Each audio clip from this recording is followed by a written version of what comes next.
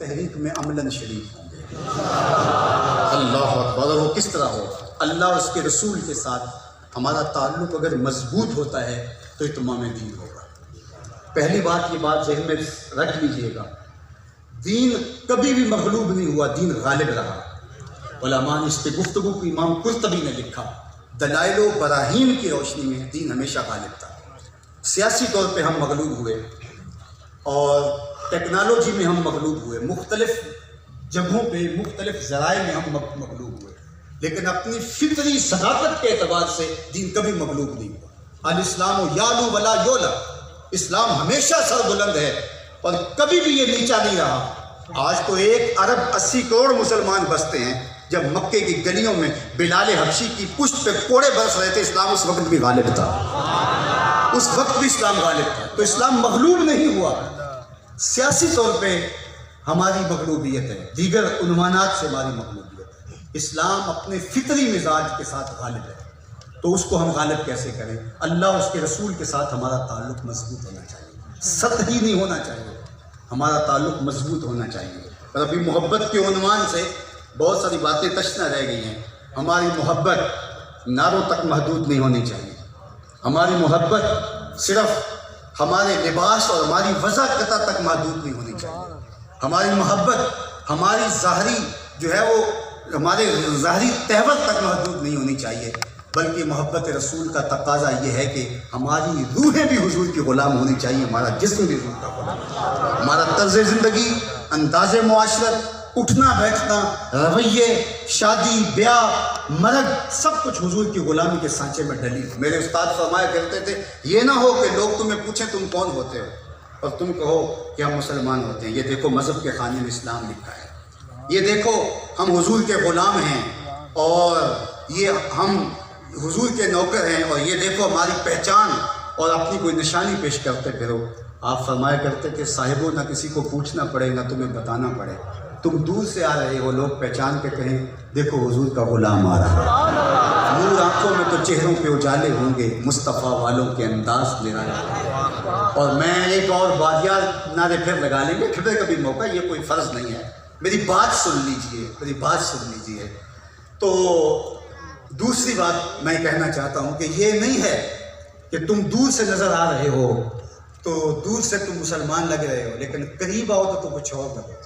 دور سے تو لگو کہ پگڑی بہت اچھی ہے، دور سے لگو کہ جو ہے وہ وضع قطع بڑی اچھی ہے، جبے کا سائز بڑا اچھا ہے، دور سے تو اچھے مسلمان لگو، لیکن جب قریب آؤ تم سے کوئی کاروبار کر کے دیکھے، تم سے کوئی رشتہ داری کر کے دیکھے، تم سے کوئی اپنی بیٹی کا نکاح کر کے دیکھے، تمہیں کوئی قرض دے کے دیکھ لے، تمہاری ہمسائیگی میں کوئی گھر بنا کے دیکھ لے، تمہارے ساتھ کوئی سفر کر کے دیکھے، تمہارے نیڑے ہو کے دیکھے تو تم کچھ اور نظر آؤ۔ دور دور سے تو اچھے مسلمان لگتے تھے، وضع قطع بھی اچھی تھی، داڑھی کا سائز بھی ٹھیک تھا، پگڑی بھی بہت اچھی تھی، جبہ بھی بہت نفیس تھا، خوشبو بھی بہت اچھی لگائی تھی، دور سے اس کی مہک پھیلتی چلی جا رہی تھی، لیکن تم سے کوئی ملے تو کردار سے بدبو آنے لگے، اس کے لہجے میں یوں تو برف تھی، لیکن جو چھو کے دیکھا تو ہاتھ جل گئے۔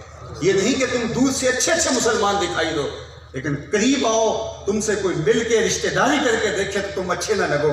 کہا نہیں، تم دور سے دکھائی دو تو پھر بھی تم حضور کے غلام دکھائی دو، اور تم سے کوئی تعلق جوڑ کے دیکھو پھر بھی پتہ چلے حضور کا غلام ایسا ہی ہوا۔ اگر ہمسائیگی میں آپ بسے، اسے پتہ چلے کہ کسی عاشق رسول کی ہمسائیگی میں میرا گھر بن گیا ہے۔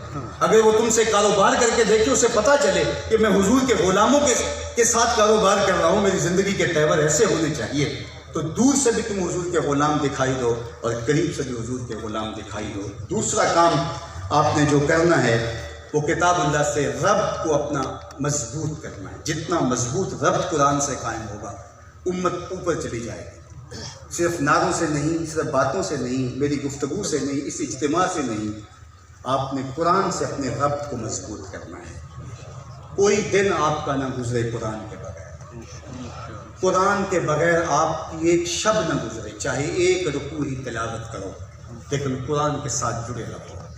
گر تمی خواہی مسلمان زیستن، نیست ممکن جز بقرآن زیستن۔ اگر تو مسلمان بن کے جینا چاہتا ہے، قرآن کے بغیر تو نہیں جی سکتا۔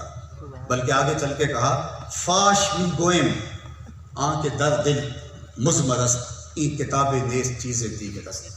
اگر میں کھل کے کہہ دوں جو میرے سینے میں چھپا ہے، یہ قرآن نہیں ہے، یہ کوئی اور ہی شے ہے، یہ کتاب نہیں ہے، یہ کوئی اور ہی شے ہے جو ہے وہ ڈوبتے ہوں کو کھڑا کر دیتی ہے اور جو ہے وہ گرتے ہوں کو کھڑا کر دیتی ہے۔ اس کتاب کے ساتھ ربط مضبوط رہے، ہم اپنے ابلاغ کو مؤثر بنائیں، اور یہ صرف مبلغین کے لیے ہی نہیں ہے، یہ ہر شخص ذمہ دار ہے کہ وہ حضور کے دین کے میسج کو آگے منتقل کرے۔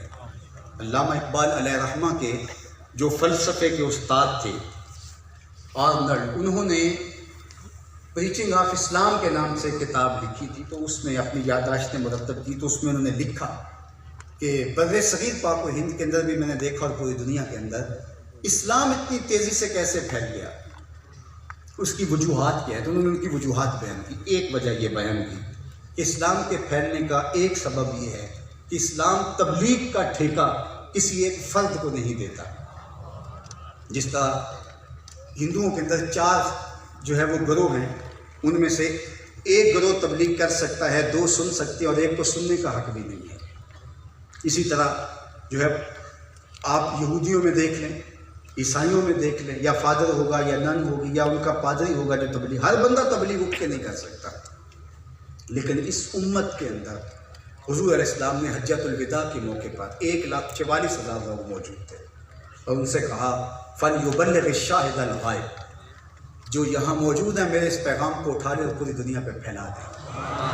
اور پھر وہ اٹھے اور انہوں نے اس پیغام کو پھیلایا، گھوڑوں کی پیٹھ پہ بیٹھ کر کے بھی، اور جو ہے وہ انہوں نے ابلاغ کے مؤثر ذرائع اس دور کے جو تھے سب کو اختیار کر کے، بلکہ اس شخص کی کہانی ہم نہیں بھول سکتے جو گھوڑے کی ننگی پیٹھ پہ بیٹھ کے پیغام میں حق دیتا ہوا آگے بڑھتا چلا جا رہا تھا، دل آ گئی، زمین ختم ہو گئی، تو گھوڑے کی باغیں کھینچ کے کہا مالک میرے جذبے جوان تھے، تیری زمین ہی ختم ہو گئی۔ دی اذانیں کبھی یورپ کے کلیساؤں میں، کبھی افریقہ کے تپتے ہوئے صحراؤں میں، دشت و دشت دریا بھی نہ چھوڑے ہم نے، بحر ظلمات میں دوڑا دیے گھوڑے ہم نے۔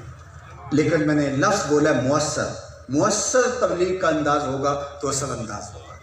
اگر تبلیغ کا انداز مؤثر نہیں ہے تو وہ الٹا نقصان کا سبب ہوگا۔ اب وقت نہیں ہے کہ اس پہ گفتگو کی جا سکے۔ اخلاق و کردار کی خوبصورتی ہر صورت کے اندر اس امت کو حاصل کرنی ہوگی۔ امت گر جائے